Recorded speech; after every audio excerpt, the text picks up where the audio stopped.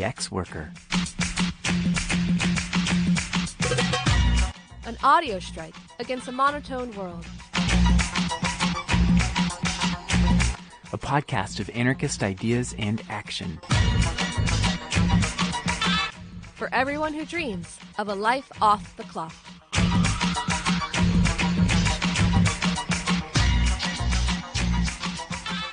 Welcome back to another episode of The Ex-Worker. You've been hearing a lot from us lately, and you'll hear a good bit more soon. Yes, this is another episode about Rojava and the Turkish invasion of Syria. But, my dear friends, let's not forget about this broader world we're folded into, and all of the resistance and rebellions that are taking place in places near and far.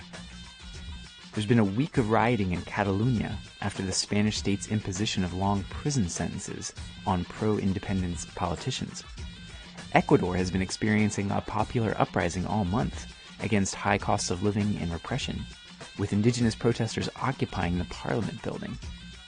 Thousands have taken to the streets in Lebanon, in part responding to a plan to impose a tax on WhatsApp messages, but then expanding into a massive wave of general anti-government rage. In Port-au-Prince, Haiti, protesters outraged over government corruption and poverty are burning cars, looting, and clashing with police. In Chile, outrage has flared up over government attempts to raise the cost of transit. Remember how a similar attempt in Brazil led to a nationwide rebellion in 2013, and has led to attacks on metro stations, looting, and rioting, with the president declaring a state of emergency. And Hong Kong continues to inspire the world as weeks have turned into months of rebellion against the government. We are truly living in a moment of dramatic upheaval as capitalist crisis and government indifference forces millions into the streets. As more and more people realize that the state will not save them, that the police are not there to protect them, and that the capitalist economy not only can't meet our basic needs, but is driving the planet towards extinction, there's never been a time when anarchism has been more relevant or more urgently needed. We'll have much more to say about all of this in the days and weeks to come. But for now, we return our focus to the crisis in Rojava, which has only deepened in the days since our last episode. Last week, we released 2 episodes outlining the context surrounding the Turkish invasion and the history of Kurdish resistance. Over the past week, we've seen hundreds of demonstrations and solidarity actions take place across the planet, demanding an end to the airstrikes and armed incursions into Rojava by the Turkish army and allied militias. As of October 17th, the Turkish government has supposedly agreed to a ceasefire. Is that a victory? As we'll soon see, the real story is much more complicated. So we'll begin this episode by unpacking this so-called ceasefire, drawing on an interview done with an anarchist fighting with the international solidarity forces on the front lines in Rojava.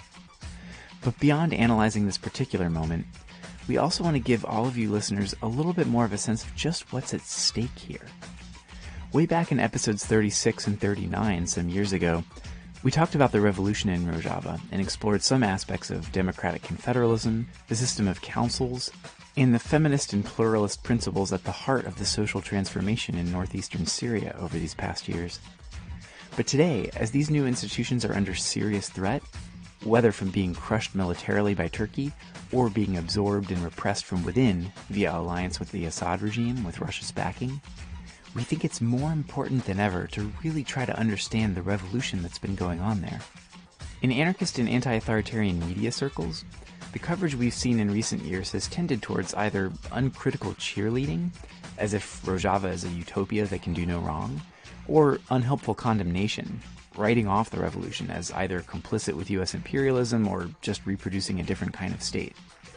We don't find either of these approaches helpful.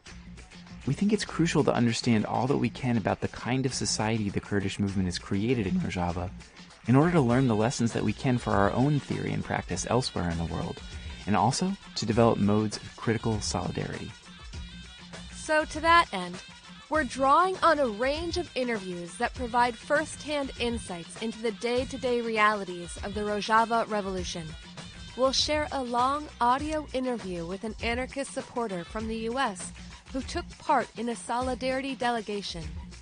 who describes in detail what they learned about daily life amidst revolution and war, the council system and other social and political institutions, the role of military veterans and martyrs in public life, processes for absorbing criticisms and revising revolutionary praxis, and the lessons learned for organizing back in the U.S. Our goal in presenting this material is to make what's happening in Syria right now less abstract, and to allow anarchists who participated in and been inspired by the revolutionary transformations there speak for themselves about why solidarity matters today. Let's hear what they have to say.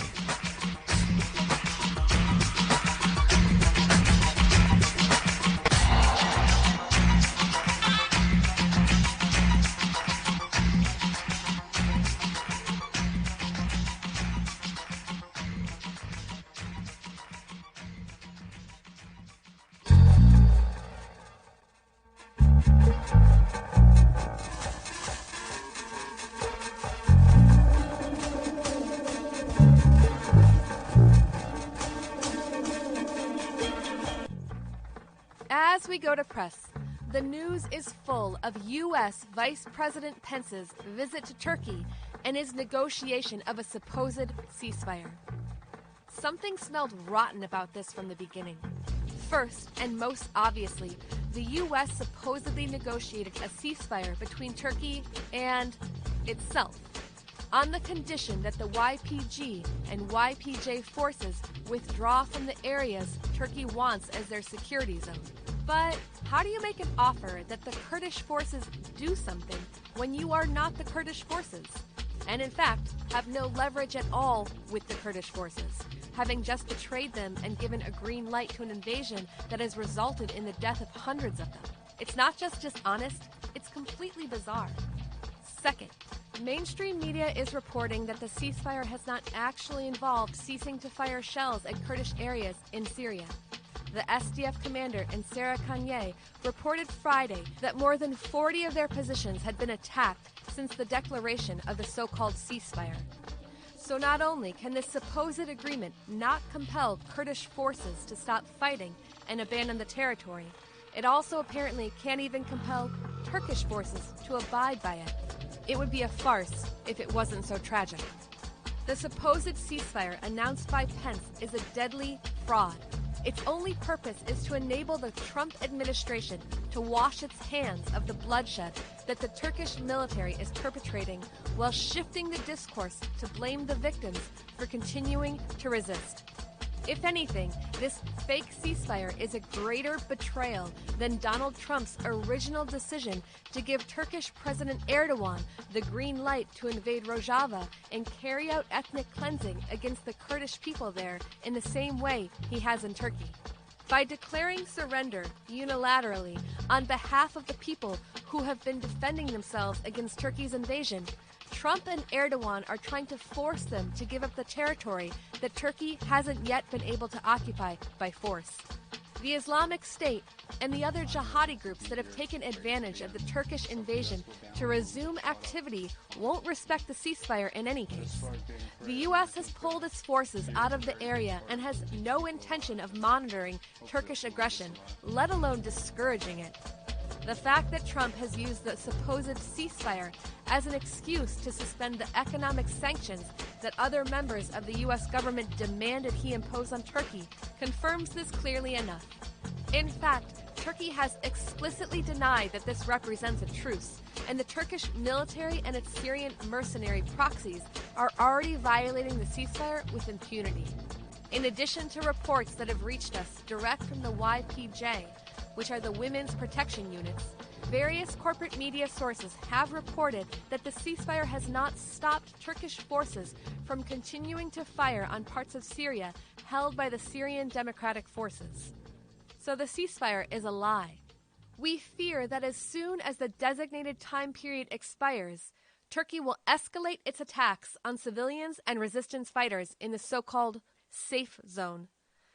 To the dictionary of Orwellian doublespeak in Syria, alongside peace spring and ceasefire, we can add safe zone as a word for killing fields. It's hard to imagine anything more brazen than killing thousands of people, displacing hundreds of thousands, and enabling jihadis to resume their activity throughout the region, and justifying all this on the grounds that it is necessary to defend Turkey from terrorism. As we emphasized last week, a free Rojava doesn't threaten the Turkish people. It threatens Erdogan's regime and the oppression that Kurdish people face in Turkey. This is an ethno-nationalist war, pure and simple. Trump is determined to abet all this at any cost in corpses. A Turkish official told CNN verbatim the military operation paid off. A U.S. government official, speaking more frankly than usual, admitted, "This is essentially the U.S. validating what Turkey did in allowing them to annex a portion of Syria and displace the Kurdish population. This is what Turkey wanted and what the president green-lighted. I do think one reason Turkey agreed to it is because the Kurds have put up more of a resistance, and they could not advance south any further as a result. If we don't impose sanctions, then Turkey wins big time." Russia and Assad also want the Syrian Democratic Forces of Rojava to withdraw from the area along the border in order to extend their control into the region. After bombing hospitals and gassing civilians, this imperialist international power and the local tyrant it props up are thrilled to pretend to be peacemakers to defend, quote, the territorial integrity of Syria. From the perspective of Russian imperialism, this entire tragedy is simply an opportunity to put all of Syria back under the authority of Assad, a petty despot that tens of thousands have already given their lives in hopes of toppling. We received the following message from an anarchist in the middle of the war zone in Rojava. It offers a piercing insight into the so-called ceasefire and the consequences this now double betrayal by the United States will have for the embattled fighters and civilians in Rojava. Here is the report from the front lines.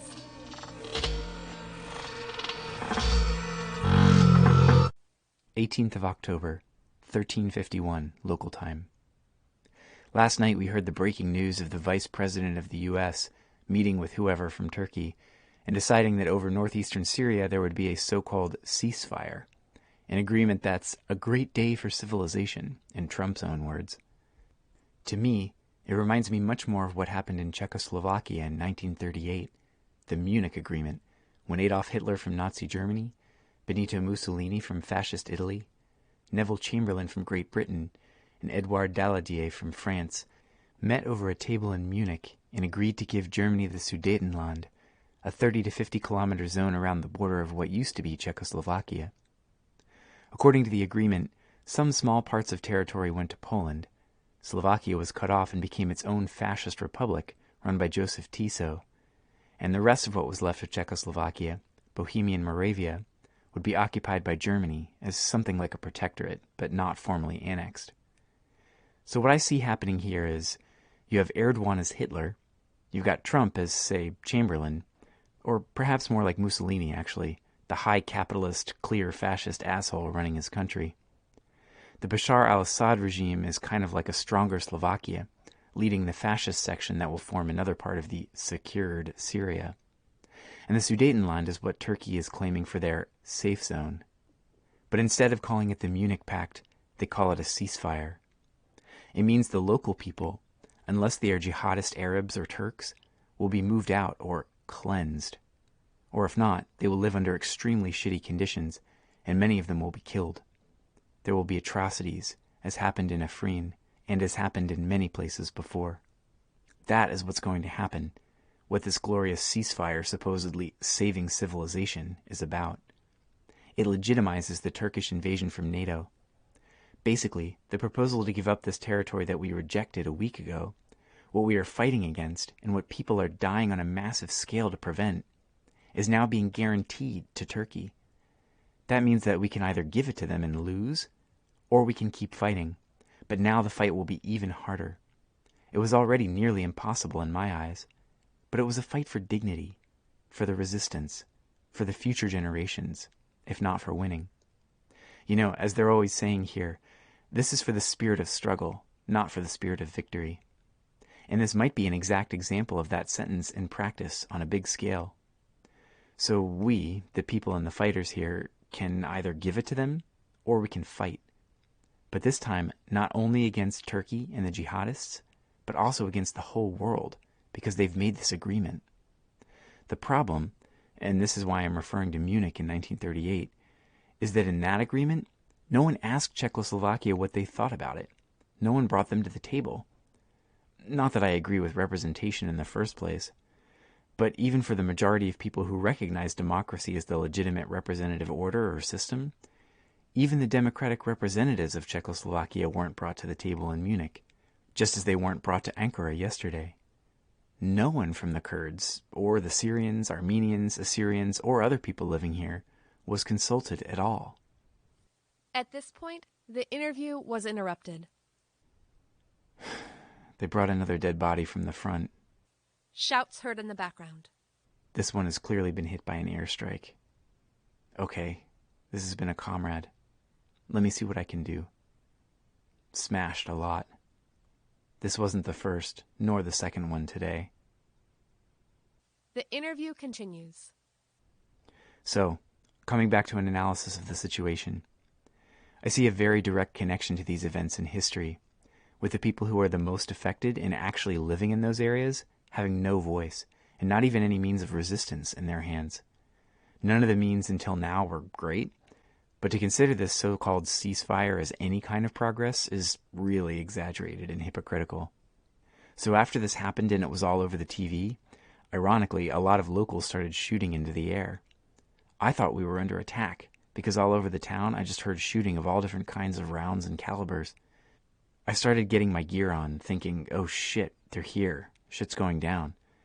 And then I realized it was our comrades, just wasting their ammunition celebrating. To me, it just shows how hopeless people are in this situation, because there was clearly nothing to celebrate from the beginning. But I think people just don't want to believe that it's heading to such a bitter end, and they are willing to grasp at anything.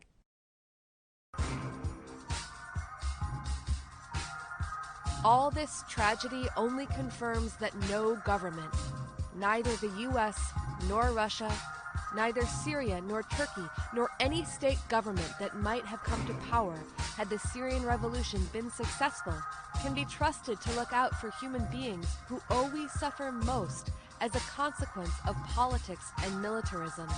Autonomous social movements grounded in principles of self-determination and solidarity are the only reliable way to oppose military aggression and support struggles for liberation worldwide.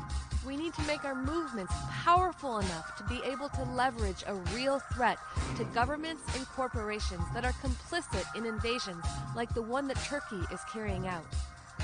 Developing international connections with social movements on the other side of the battle lines in Turkey and Russia and everywhere else around the world, from Ecuador to South Africa, is an essential part of this. This is not just a question of long-term outreach, but also of doing everything we can to carry out disruptive solidarity actions right now.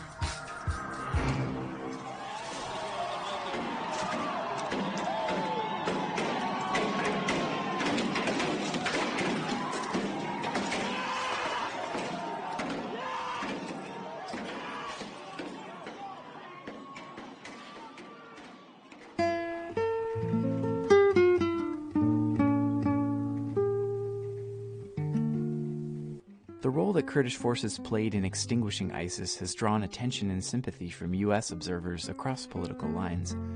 But as those of us who've been interested in Rojava these past years know well, the military campaign both extended and rested on the foundation of a much broader social revolution that has radically transformed political structures, ethnic relations, economic institutions, and gender roles in northeastern Syria.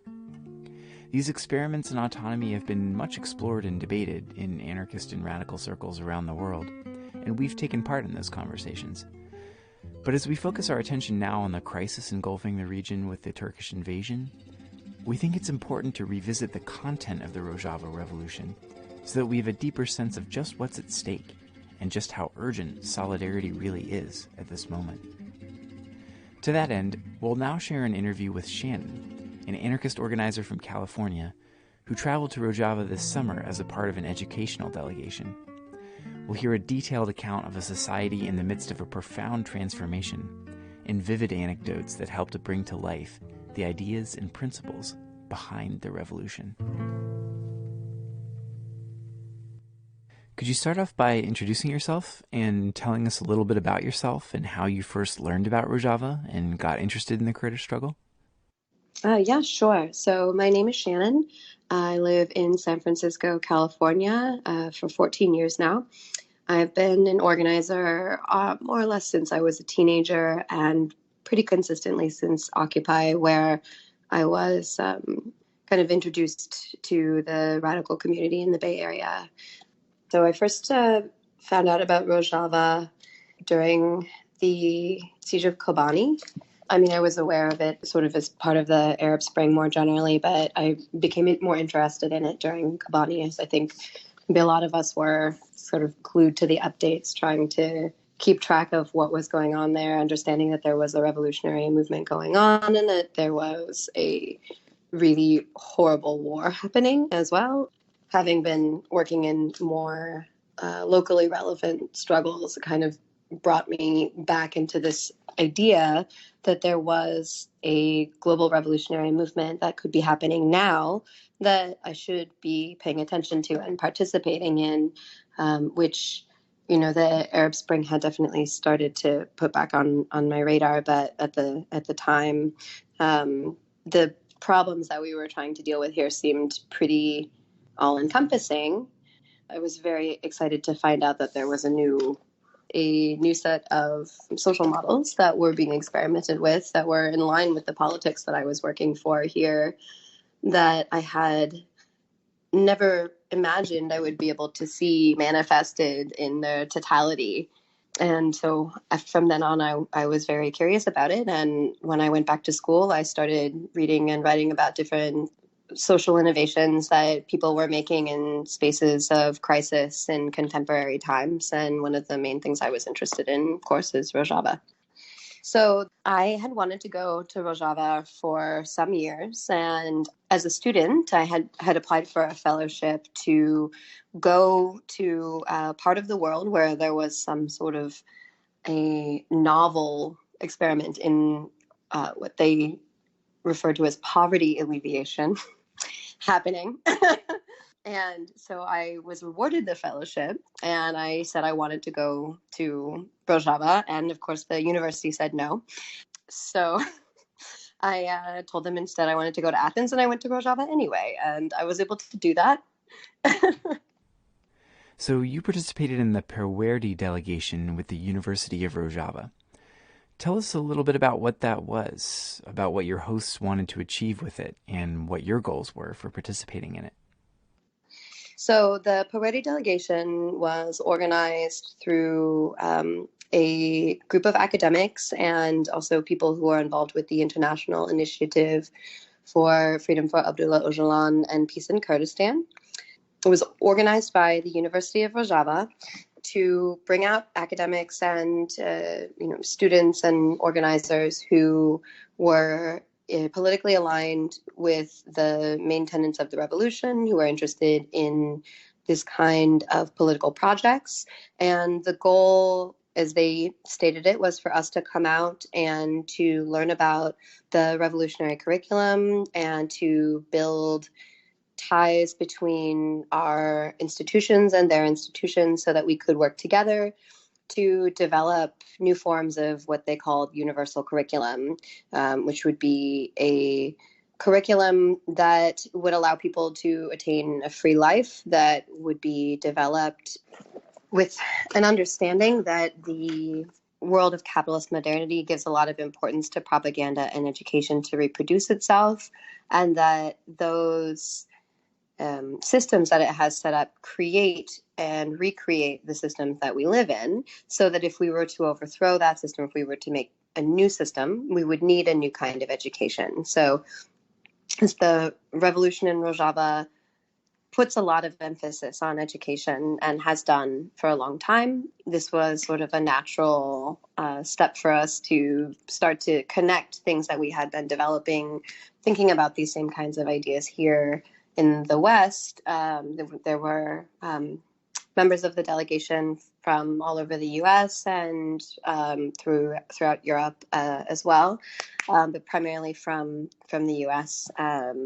For this trip. And the idea was that we would work together to understand each other better, to learn from each other, and hopefully to continue our collaborations moving forward, and building a better way of understanding how to create the kind of knowledge, the methodologies that we would need to develop, and the kinds of things we would need to deconstruct in order to build a new way of learning together. So Peretti was the name of the delegation, which means kind of co-learning and co-creation of knowledge, essentially.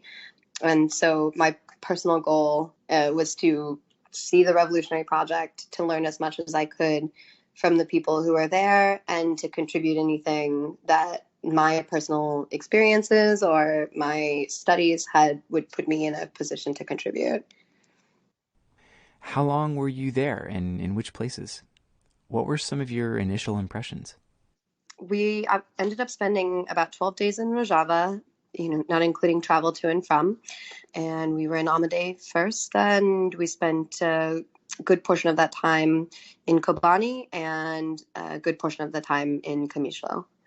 So, of course, as international guests of the university, they were careful about where we would and wouldn't be allowed to go in terms of which cities they felt were safe for us to be in. So none of the places that we were places that were anywhere near, active fighting at that time. So in the cities that we were in, there was a very strong sense of normalcy, I think, maybe, which I actually think I felt that we sort of contributed to in a way that was really rewarding. When we would meet people, they would be so happy to see us, and they would be so excited that we had come as, delegates of our institutions, of our universities, in a way that, universities often do in parts of the world that are not war zones.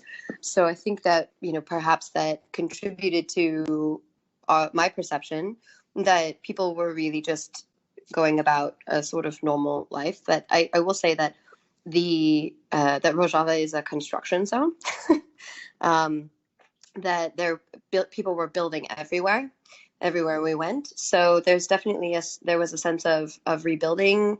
There was a sense of building that normalcy into the society as they built it.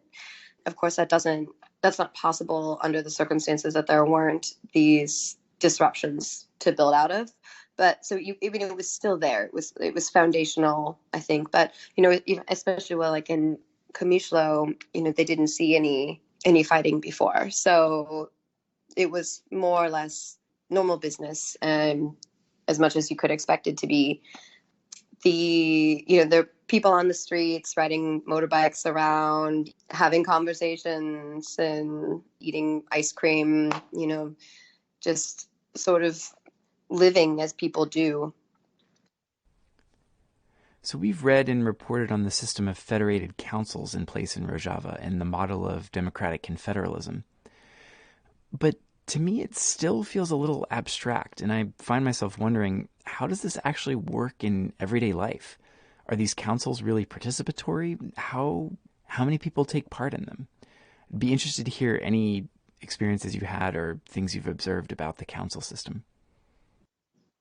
So we weren't able to spend enough time in any of the towns to actually participate in any of the council system, because we were traveling around to the different universities and, meeting different people who were working on different kinds of intellectual projects.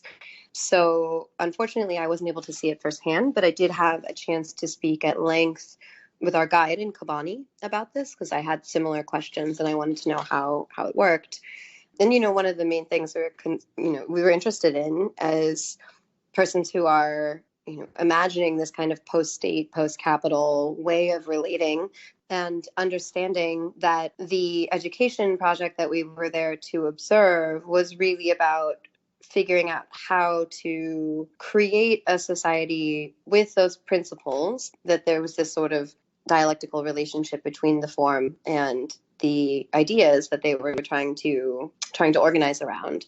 So we had a long conversation over breakfast one day, and what our guide told me was essentially that how many of the people who are participating in the council project really depends a lot on the demographics of the area and the relationship to the regime before the revolution. So in places where you had more, you had greater numbers of Arabs who had good relationships with the regime, you might have more resistance to participating in the self-administration. Places where you had greater numbers of people who, for various reasons of identity or whatever else, had poor relations with the regime, you had much higher levels of participation. So, for example, he told us that in Kobani, where we were at the time, out of 100 families, maybe 5 to 6 households wouldn't participate. So, if your commune had 100 houses in your neighborhood, that it was this very, very high percentage, but that there were other places where it was more like 50-50.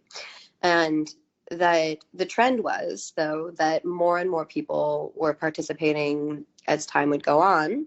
And someone else we were speaking to told us that what was happening in a lot of places, that you would get the sort of intellectuals of the society or the teachers or, people who are sort of thinking more about the kind of theory of the project a bit, starting to serve in the administration and taking on these kind of leadership roles. And then more of the people who identified with them would start to join in the councils. And so there's this kind of general trend that more and more people were participating. In some places, people were protesting the system, the administration. And they had the position that this was okay. They wouldn't stop them from protesting, and they would just make space for them to join as they wanted to join. That this was, it was clear that this was a voluntary project, and that if, that they wanted people to come around to it on their own, and that more and more people were coming around to it because they could offer security and just a better quality of life for people who were participating. So the way it sort of works is that every group in the commune is organized amongst themselves, right? So, it's different faith groups, different ethnic groups, students, teachers, medical workers, like people, women, youth, all the people who would have similar interests, and especially anybody who was historically oppressed, would be organized within their own space. And then all of those people are sort of represented, based on in their neighborhoods. And so each commune has a list of all the people who are in the commune in the neighborhood area and what they need. And the groups organize monthly to provide for the things that people need and to make decisions about what people need to do. And so part of the project works to collect a portion of what's produced in that space, and they keep it in the centralized space where they actually also have these meetings. So there's like a physical place where the council is housed, and the families actually take turns guarding the supplies, so that this is this kind of a participatory project of collectivist resource provision.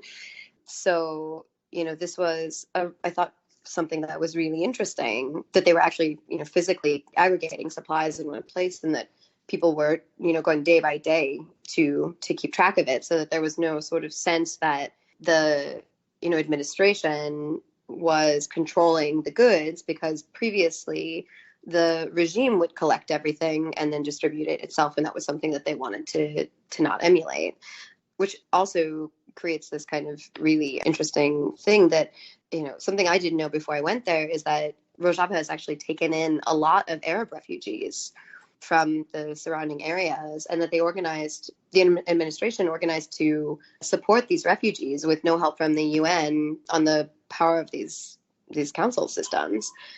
But anyway, so they get representatives from, sorry, that's my cat playing piano. I don't know if you can hear her. Cat, stop doing it. Stop doing that, Kat. Come down. Okay. That's what she does when she thinks I'm not paying attention to her. Anyway, so you get representatives from these different organizations, work with different representatives from the other communes and from the administration at all different levels. And basically, if there's a point where anybody needs more than they have, they coordinate with other communes, they coordinate with other organizations, different groups of people to get the things they need. So, for example, our guide was involved with an organization of educators, and they might be responsible for determining and securing pens and papers for the school, and so there would be a certain amount of supplies available, and if they needed to move them around, they would be responsible for moving them around. So it's this kind of distributed, decentralized resource allocation model. So Kobani had a lot of people participating, as I said, very high rate of participation. And that's in part because it was organized by the movement since the 80s.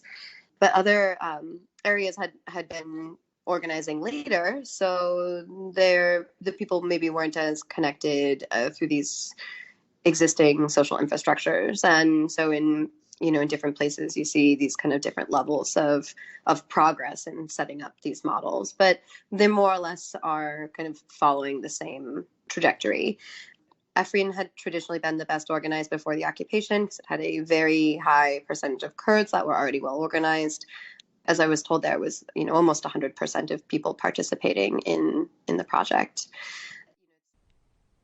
Beyond the councils, what other sorts of economic and social institutions make up the landscape there? We've heard different things about the economic models in place and the extent to which there does or doesn't appear to be an anti-capitalist focus to the social revolution there.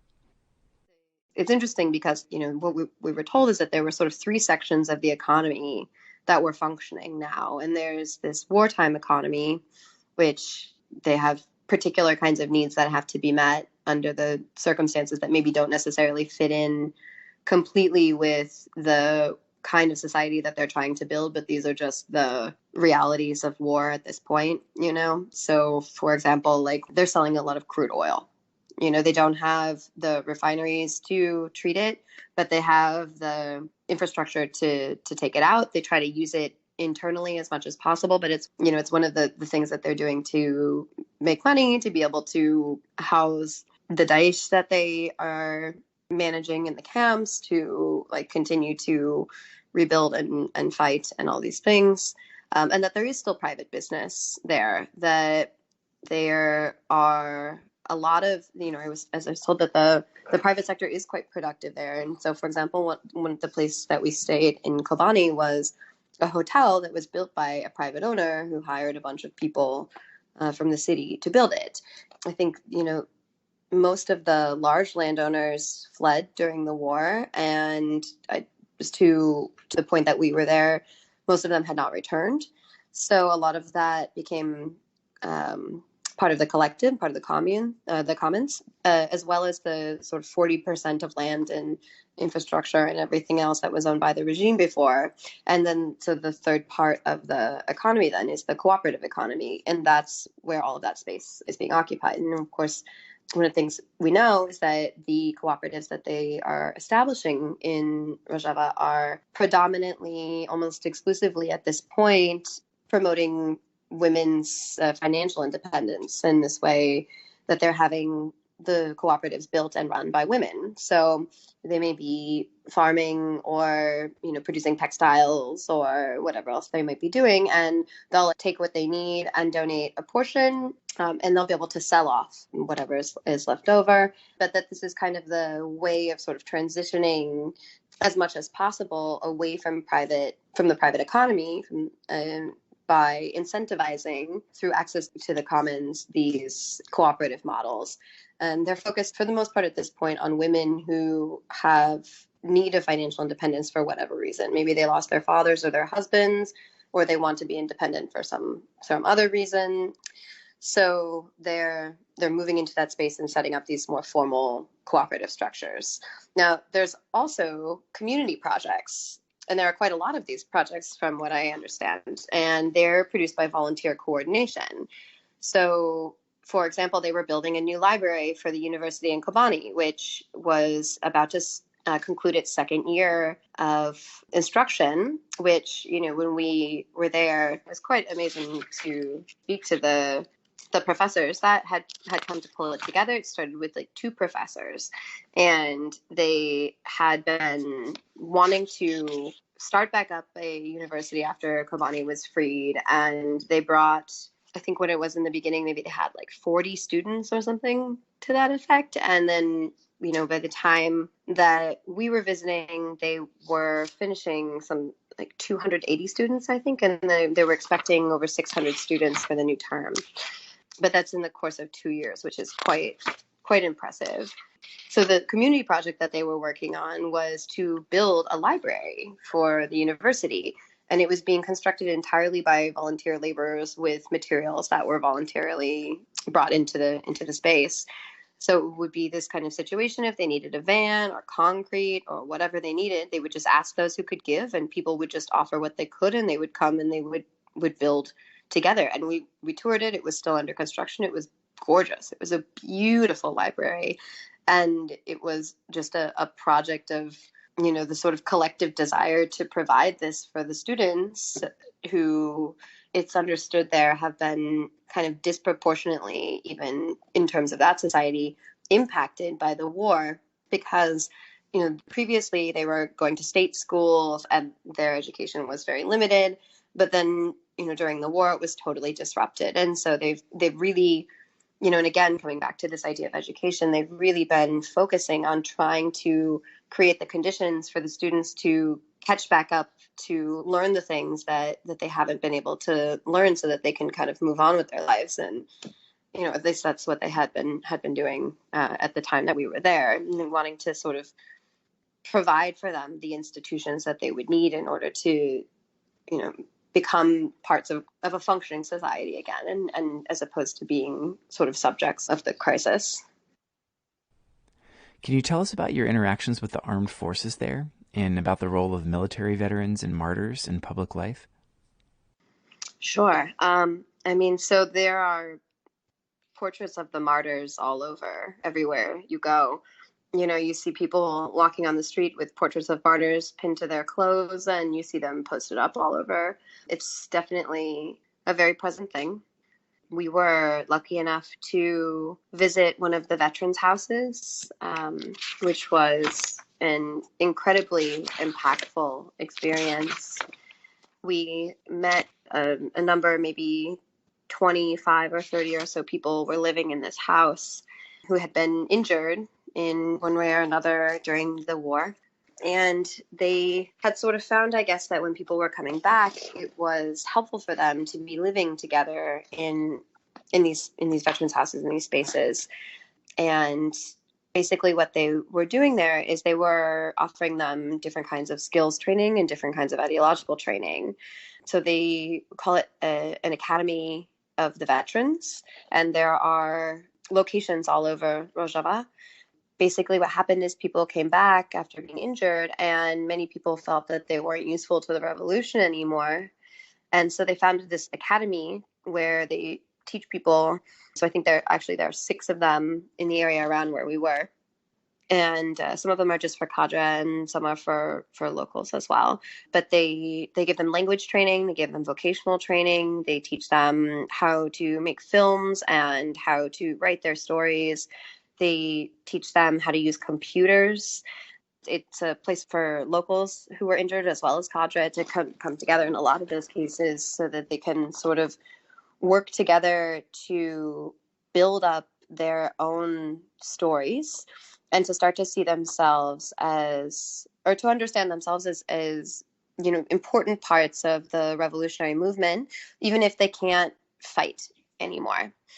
They also go out and work with other veterans and their families. There's physical therapy and different kinds of treatment that are available there. They might be assigned different kinds of work, but a lot of it is also about learning to accept the limitations of their injuries and understanding the ways that they can be strong in mind and important parts of the revolutionary work. So they do learn a lot of philosophy. They have their own assemblies. They read. They have discussions. Many of them who, there are many people who now they can't see, and they have to learn how to live in the world sightless. And there's a lot of different kind of things that are going on in those spaces. But, it was clear when we were there that there were people that were at different places in coming to terms with the traumas that they had experienced. And that was definitely, it was a very affecting experience to be there and to just sort of be able to witness what they had given up for this revolution, and to hear them say, as everyone said everywhere we went, that they had fought for us and that we fight for them, which is just like such a incredibly humbling and really intense experience to hear somebody who you so admire for participating in this revolutionary struggle against fascism and a revolutionary struggle for a whole new way of living, to identify themselves and what they have done, which is so astounding and impressive to me, to identify that with the work that I do here.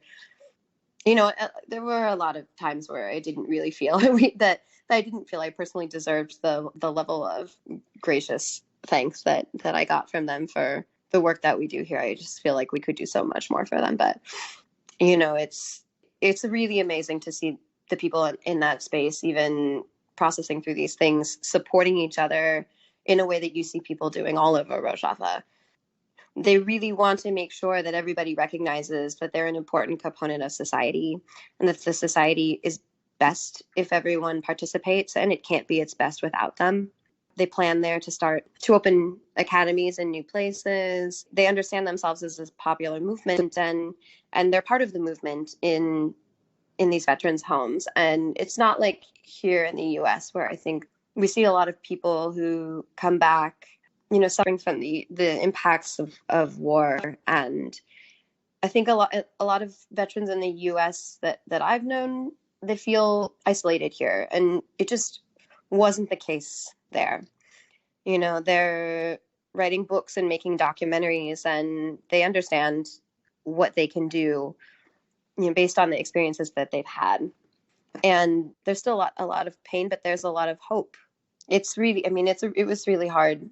There's a shortage of medical supplies. They don't have all of the things that they need to treat all of the injuries that the Havels are dealing with. It can be difficult to get people abroad for treatment that they need. It's difficult to see that. One of the most powerful things that that anyone said to us was that the person who is sort of the head of the veterans house that we visited said capitalism had frozen their minds, but the thoughts of Öcalan had helped them to melt again. So that there's like part of the project was this like vision of kind of like creating this fluidity within themselves where they could grow. And we were also I was very honored to visit a YPJ training facility and to meet some of the women there who were training to fight and to defend the revolution. And, we heard their different stories, and they came for very different reasons. Some of them had come there to escape, abusive family situations. Some had come because they wanted to honor people that they had lost. Some had come, because they believed in the revolution and they wanted to defend it. But I don't think I ever will forget one of the women we met. She said, "We follow the martyrs, we fight for the martyrs, we're ready to martyr ourselves." And, we weren't able to spend a ton of time with them, but, in the 40 minutes maybe or so that we were there, it was just so clear how they spoke often. You hear this a lot in Rojava, but they spoke often of the joys of Havelship, the feelings of connectivity that you get, the joy of being close to your Havels, of being in physical contact with them, of like working together with them on this project that everyone believes in, that makes them feel purposeful and part of this thing which they understand is so much bigger than them. it's so much bigger than any of us. They really see this as a global revolution. They really see their struggle as our struggle, all as one. And when we came and when we left, they hugged us, they kissed us, they held our hands. They love us, and it's so easy to love them. It would be impossible not to, I think. But they love us because we struggle together. That's how they see it. And it's even now to think about it, it's kind of overwhelming.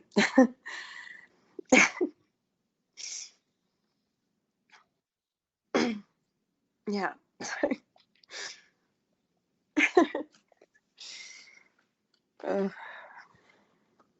Yeah, I mean, we were pulling up there. One of our comrades we were traveling with was like, "Okay, Shannon, just so you know, before we get off this bus, you're not allowed to stay with the YPJ." And we were leaving. It was like, but, oh, they're just, I just worry so much about them, these people that we met there. And like, I have no idea where they are, what happened to them. Oh. You are a freedom mountain. You are a yellow star. You are the voice of revolution. I know who you are. Halal, you are a never-ending promise of the world to come. This battle won't be over, not before freedom is won. You are the image of the person that I want to be. You wake up in the morning, you don't stop till everyone is free. You fight to show the world that there can be another way. They're like spots in my head,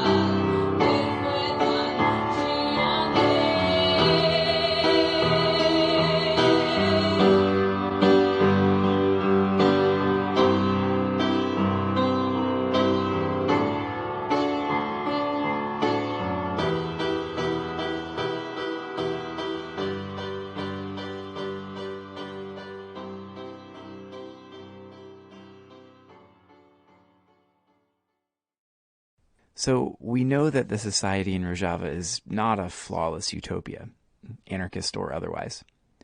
But I don't want to get stuck in this binary of either just praising the social revolution there uncritically or criticizing it unhelpfully, in part because we know that the theory and the practice there are constantly evolving in response to criticism, new developments, etc. Could you tell us a bit about the process by which critiques are offered, considered, struggled with, and integrated into the revolutionary project there? Well, I would say it starts really at the basic level of the way that people relate to each other in the society. I mean, it's really difficult to describe the way in which it's different. But, something I was thinking a lot about when we were there is that at this very basic level of like physical infrastructure, how people are together in actual space.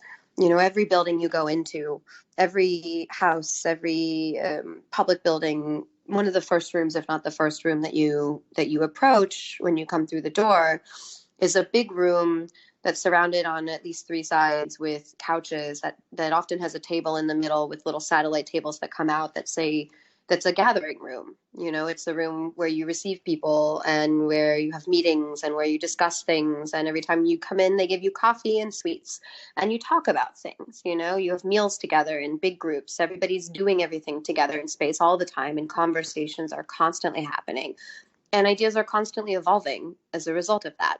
So part of the way that they have institutionalized this is that many of us have heard of tech mail, that this is actually something that's really done mostly with the cadre, right? This isn't, it's not always a part of the civil society, but that there are ways that kind of idea is represented. And so from my understanding, what's really important about how that kind of comes back into their civil organization is that on very regular bases, they check in with how they're doing. So they might not go every month. They might not say, okay, should we totally change course? But every 6 months, every half year, they will. They have their meetings regularly. They might meet twice monthly. They might meet monthly, depending on the different organizations. They might meet more often than that.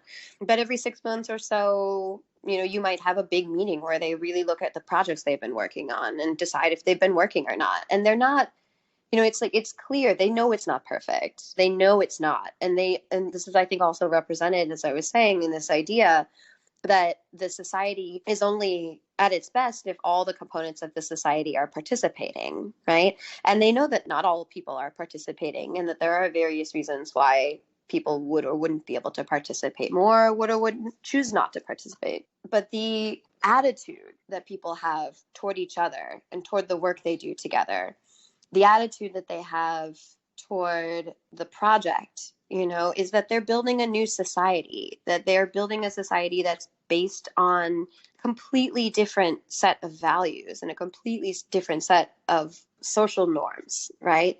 And so they understand that's going to be a work in progress. They understand that this society that we have lived in has created particular kinds of conditions and particular kinds of relations that are going to have to be changed over time. So they're not married to any of the particular bits of how the project is supposed to work. It's the principle of the project that's important. So they're constantly trying to readjust. And as I said, I think it comes down to even just day-to-day human interaction. It's, it's much easier to imagine how that could happen at the end of a meeting, where you look back and you say, okay, like, what did we do in this meeting, and how can we do better next time? When you recognize that happens in every single human relationship, with all the people who are committed to this project, there's a sense of, or at least the way that I like to think of it, at least in the rhetoric that I like to use when I'm thinking about how to be a better me and a better agent of change in our society, is this idea of kind of the personal and collective liberation. It's a cooperative project. It really genuinely is. At all these different institutional spaces that we were in, and we were in a lot, because that was kind of the nature of our trip, coming as guests of the university, that we met a lot of different people in a lot of different institutions. People working in the universities, people working in the administration, people working on the curriculum project, which is separate from the people who are doing the instruction to some extent. And, we met people doing genealogy in Genoir. We met people who are producing, these ideas for a global audience and these different kinds of things. But in every place there was some kind of structure in place to stop periodically, to disrupt organizational momentum, to really look at what was happening and what was working and what wasn't. And I think in order for that to happen, there has to be a sort of, it's kind of, I don't know, it's intangible, and I'm trying to describe it, but there's a sort of release of the individual ego in the project. Everybody who's participating in this project knows that it's bigger than them. And I didn't meet anybody while we were traveling there who steamrolled in a conversation. I think there are a lot of really structural things too that contribute to this. For example, most meetings are conducted in Arabic because everybody speaks Arabic, because under the regime you had to learn to speak Arabic. But many of the meetings we were in, there was direct translation into at least one language during the meeting. So we might be sitting in a meeting where we were translating between English to Kurmanji, to Arabic, to Kurmanji, to English, and then back and forth and back and forth. And there's something about this that slows down the pace of discussion in a way that's actually really productive. It's building on something that was really, really interesting to me that I saw there was that, early on in the administration, thinking about this in the context of a society where they don't have the best, resources necessarily that they could get. They don't have the kind of disposable resources that we have here or something. But one of the first things they bought was this set of radio receivers with headphones attached. They have some, 200 or something like this maybe. And there's one set in the whole territory, and people drive it around from important meeting to important meeting, so that every important meeting can have live translation into 7 languages, so that everyone can fully participate. It was really, we had the incredible pleasure of attending the first Congress Star conference, which, is recently launched at the time we were there. It was a congress of women's organizations at the highest level of the administration, and hundreds of women coming in their traditional dress or coming in their military uniforms and participating in this 2-day conference. And it was the first time that I had encountered the translation, and we were able to participate in full as people who were just invited as guests a few days before because we happened to be in the area. We were very lucky to be there for this.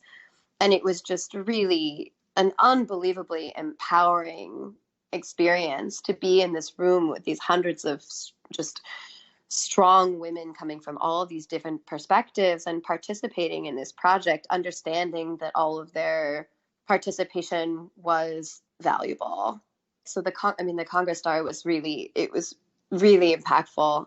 They understood that the council is not just for women, but it's to understand the problems of society that women see themselves as responsible for solving because of this women's revolution, and that they're able to work together toward their collective freedom in these ways because they have these systems in place of slowing things down so that everyone can be part of decision making. This is, sort of a small anecdote, but that really reflects a lot about the attitude that people have about putting together this really heterogeneous society and understanding that its power is in its diversity. It was really a profound experience to be able to be there, and a highlight of my life, I think, probably. And in terms of this whole trip, it was incredibly impactful, and this in particular I was really, really proud to have seen. Are there any other moments or stories that stuck out for you as either particularly moving or indicative of the dynamics of the revolution in Rojava? Oh, I had meant to tell you about our trip to the Yazidi house. We were invited to visit the Yazidi house, one of the Yazidi houses. It's established in land that they're native to. But while the regime was there, they had no rights as Yazidis. And they were forced to study Islam, and they couldn't practice their traditions. They couldn't play their music. They couldn't celebrate their holidays. Much like the Kurds, they couldn't speak their language. They couldn't name their children in their language, and these same kind of things that you come to understand as being the repressive conditions of the regime. And at one point they founded a group of musicians to play music, and the security forces of the regime had come and harassed and intimidated them and wouldn't let them play, right? So this is kind of the circumstances under which they were living. And then ISIS came in. They were being sold as slaves. Their children were being taken away. They were being starved. They were being, particularly viciously repressed under horrifying conditions under ISIS. And after the revolution, they had the opportunity to organize themselves, and they founded this house that we were at. And each region has their own community house and organization for the Yazidis. And the representatives of the Yazidi community participate in a conference all together every 2 years. They have a main conference with elections. And then once per month, each group has sessions to determine what to do for the month. And they engage in various kinds of religious activities. They make pilgrimages to their holy sites. They teach their language, and they teach courses in their religion to bring it back into the minds of their people. And that this house was part of the process of declaring autonomy in 2014. This was like one of the sort of core places where that was done in their region. And, they have their representatives in all the different councils and communes that you have all up and down the administration. And they told us this story, the man who had welcomed us into the Yazidi house and given us tea, that during the revolution, they worked with the administration to rescue Yazidis that were stranded in the Shangal region. And as they would liberate towns, they would rescue the Yazidis living as slaves, and they would bring them back, and they would get them in touch with their families, and they would reunite them. And oftentimes there were children that were taken young, and they may not remember their families. So it was a big task. It was a long process. But through this, they had built these really close relationships and this deep bond of trust. And the man said that the revolution had given them space to breathe. And he went on to tell us that they had, for the first time this past year, organized to celebrate their New Year holiday, which is called Red Wednesday. And they had it at this big conference center that under the regime was a resort for rich people, which is actually the same place where we went to the Congress Star conference. But so they got musicians together, and they brought all of their ceremonial outfits, and they, cooked a big feast, and they went down for the celebration, and only 25% of the people that ended up coming to the celebration were Yazidi, not because the Yazidis didn't come, but because so many other people came to celebrate with them that they should get to celebrate their holiday and to dance to their traditional music and to share this feast with them. And this anecdote that we got from this man at the Yazidi house was representative of other kinds of stories that we heard from people who really reflected in their telling of their experiences the sort of cooperative, celebratory nature of the society of different components, that, it was a joy for them to celebrate this together, to celebrate the liberation of the Yazidi people, their freedom to celebrate their holidays and to practice their culture. So I thought that was, for the people who wonder about for the people who wonder about, how much is it true that all the different, minority groups are actually participating, that these are the kind of stories that I would hear. After such an incredible trip, what was the transition like for you coming back to the U.S.? How would you say that your experience there has reframed your notion of organizing in the U.S.? It was a really difficult transition back here, actually. I felt very isolated returning. The warmth and the hospitality and the joy and the, physical touch between all the people you would meet, and the closeness and this kind of just laughter, this kind of collective sense, of being together and just tangible on the street, we just don't have it here. I think, one of the things that I was thinking about, which I mentioned before, was, in terms of the ways that our physical spaces really impact how we relate to each other. And, coming back into a place where we met at a table instead of, sitting next to each other without barriers between us, I started really thinking more deeply about these kind of really fundamental interpersonal relationships, which I had always understood to be an important part of our political transformation, as an anarchist and as a person who believes really strongly in prefigurative politics. And, I think working with various community organizations who are doing the kind of work that, who are on the front lines of fighting the abuses of capitalism and the abuses of the state here, you see more of that as well, but really like a reconnection, and thinking about, I think it really impacted my theory of change a lot. Really understanding politics as something so much more intimate than it had come to be for me after working as an organizer for 10 years, where you start to get into this kind of groove where you see problems and you see solutions and you see ways of getting there, especially because there are so many problems for us here, and we're constantly chasing this and that. And, we have so many amazing comrades doing this work in different autonomous spaces and in different kinds of cooperative spaces and building new things. But I think, as an organizer in the city, it had sort of gotten away from me. And I came back really feeling motivated to try to change the way that I was interacting with the people around me. And I think it wasn't even something I had to try to do. That experience did change the way I felt about myself and about other people. This sort of openness and courage in the face of just unbelievable odds, we know as people who have studied and are in our best imaginings participate in revolution. It's hard to be a revolutionary project in a fucked up world. Before I went to Rojava, I kept it a bit intellectualized, because you don't after a lot of years of doing this, you see a lot of things fail, and it's hard to love something and to watch it suffer in this way, and it's like, it was impossible to keep that distance from the minute we got there. It's just so human, it's so humane.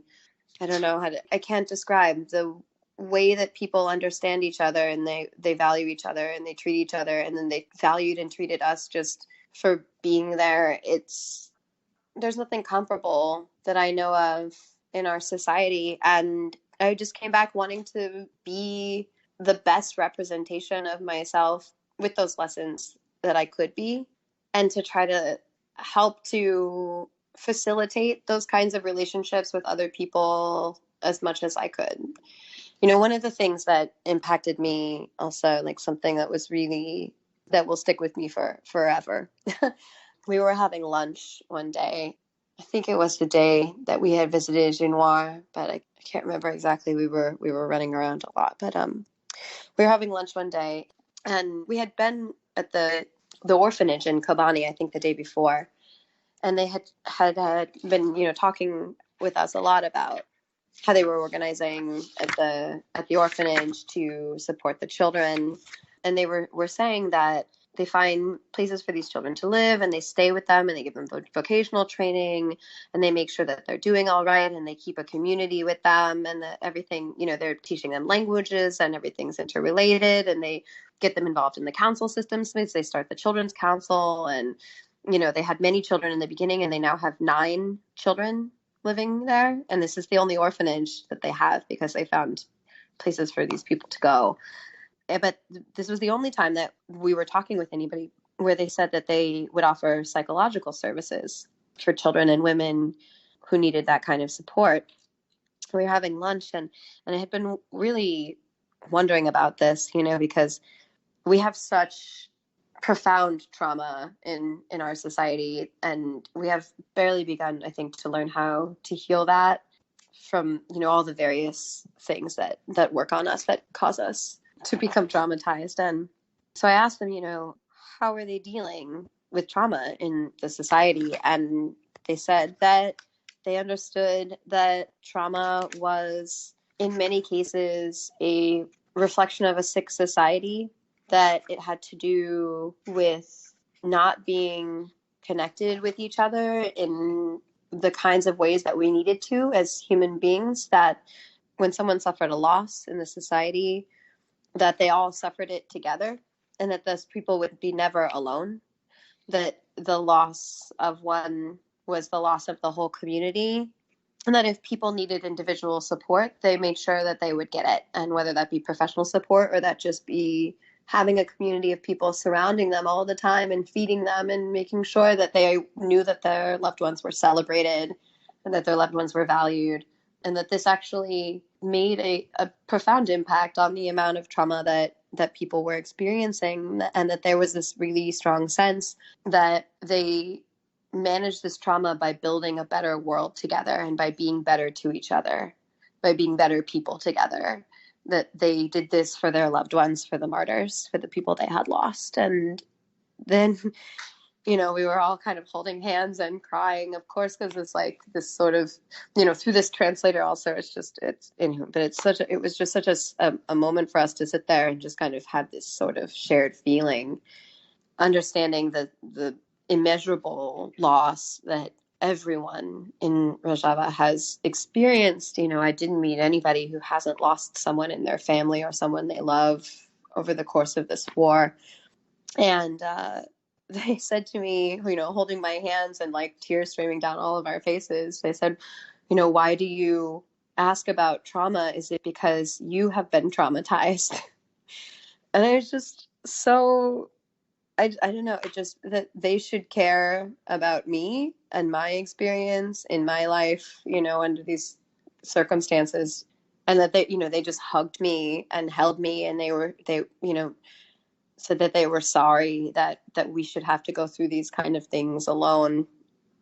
It's just so moving. And I think, that's really one of the things, to come back around to your question, that's really one of the things that I wanted to bring back here, was this kind of sense of, collective growth, and really centering back in this space where, I feel like in a lot of my organizing life, there was the kind of sense that something bad is happening and you have to respond to it and you have to fight it in this kind of like fight, but to really come back to this sort of healing together and being together in this kind of collective healing and this collective building as a way of managing the things that we struggle with, of being better people together at scale, not just in our small communities of people that we have developed affinities with, but with all the people that we meet throughout every day, all the time, and like really recognizing them and being able to see them and allowing them to see us, and reestablishing that shared humanity, and kind of thinking of that as the revolutionary project, or at least a really important part.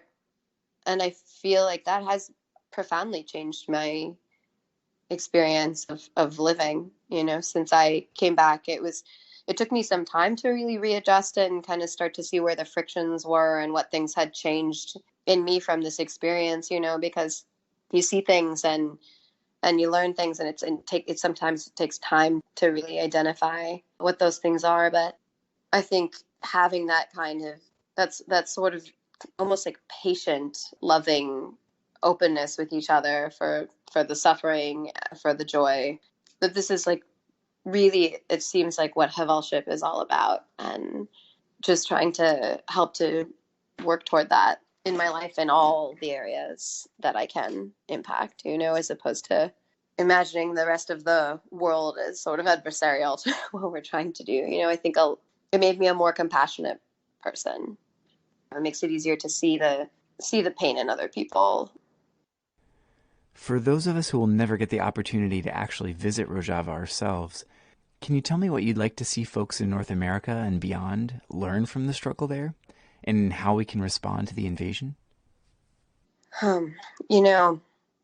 As I said before, the whole time we were there, it was so humbling to receive the gratitude and appreciation and excitement that we were met with everywhere we went, that people were just so thankful that we had come. There were people who were saying, I don't understand why you would come here from California, or the people who were thanking us for the work that we do here. And I left there feeling so strongly that we needed to do better for them, because they were doing so much for us, that what they've really done is they've created a space for incubating an actually better world, an actually better way of being together that can continue to evolve and grow. I came back here thinking, what we really need to be doing is understanding our role in politics as being on the international scale, to really re-engage with this idea of global revolution, which I think has been sort of beyond us for a while, to really think more carefully, more intentionally about ways of acting in strategic solidarity instead of in symbolic solidarity, and to really start to pay attention to the projects that are happening now in a way where we can really learn from the experiments that our comrades all over the world are engaging in by necessity, to learn from their tactics, to learn from their ideological advancements, to learn from their rhetorical advancements, to learn from their like interpersonal, shifts. Sorry, cat, stop. Sorry, she's cute. And I think, something I would really like people who might never have the chance to go there to take away from this is really understanding how important it is to them that we do what we do, how much they really feel that we are all in this struggle together, how they see what we're doing. They feel that the international community, this states level community has abandoned them, and they feel that for good reason, because it's true. The coalitions that promised to build this or to bring that or to do whatever, it's well understood there. A lot of people have made promises, and most of those promises have not been kept. But they really see us struggling, and they say it gives them power. So I guess what I would say is that in the face of this really dark situation, that I think the best thing that we can do is show up for them in all the ways that we know how, including the things that we can learn from the new revolutionary projects of today, to push ourselves to become better global revolutionaries, to learn from everybody else's struggles, and to figure out how we fit into these world dynamics, and to sort of think on this larger scale, to think of ourselves as powerful actors in this sort of story arc of human history that's being written now, because this is a moment of profound change. I study social innovations in crisis and climate crisis, and we can understand this as a moment where a relatively stable system is becoming destabilized, and what that creates is a space for experimentation, and change is happening, we know, and it's not necessarily going to be good, and the comrades in Rojava know that well.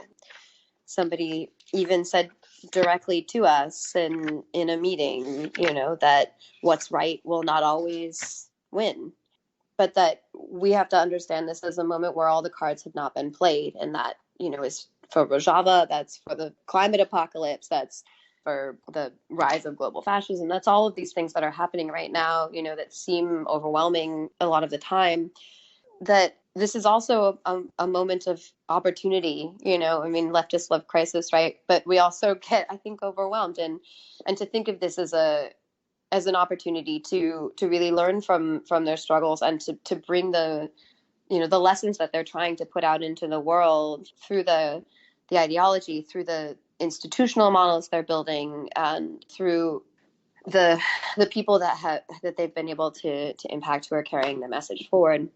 To really think of this as the time to step up and come together as a global revolutionary community to try to weigh in on what the future is going to be, not to give in to defeatism, not to give in to nihilism, not to give in to cynicism, to find within yourself the strength to be hopeful and to be joyful and to love and to be collectivist and to support people and to allow yourself to be supported, and to really try to build something better than what you have experienced before, and to do that within yourself as well as in your relationships, as well as in your communities, to really believe in growth, and to believe in the possibilities of new ways of being, because they do, and by all accounts they've had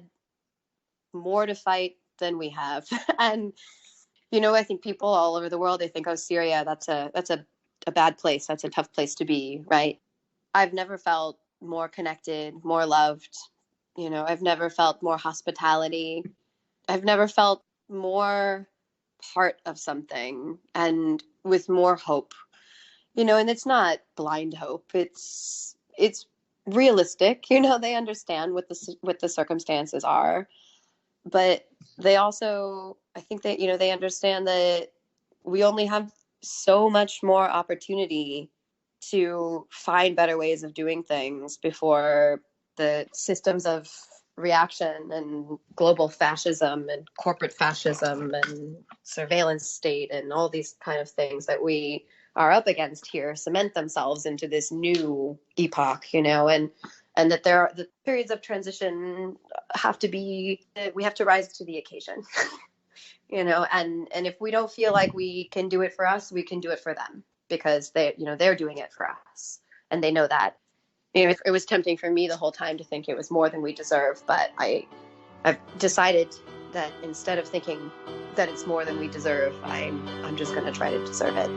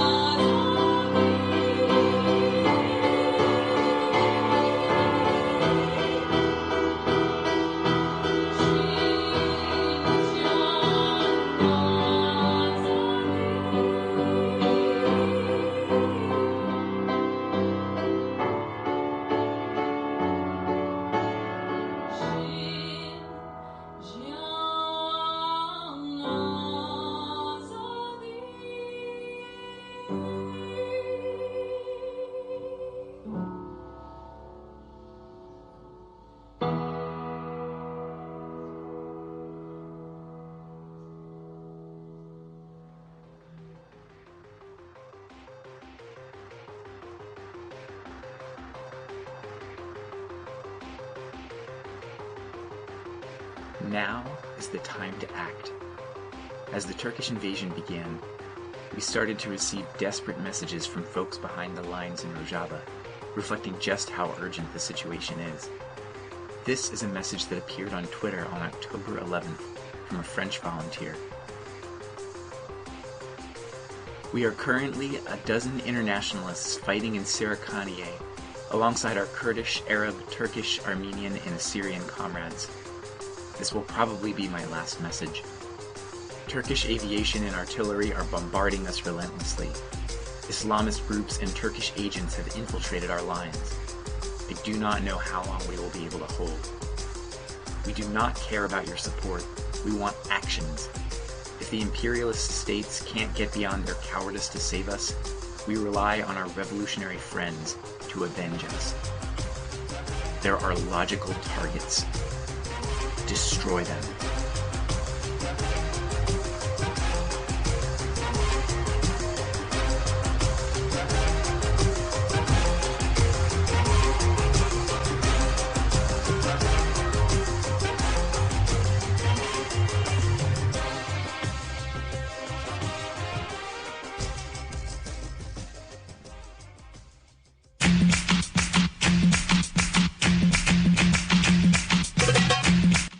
We'll leave you on that note for now. Tomorrow we'll be back to continue this episode's array of interviews exploring different aspects of daily life, armed struggle, and revolutionary institutions in Rojava.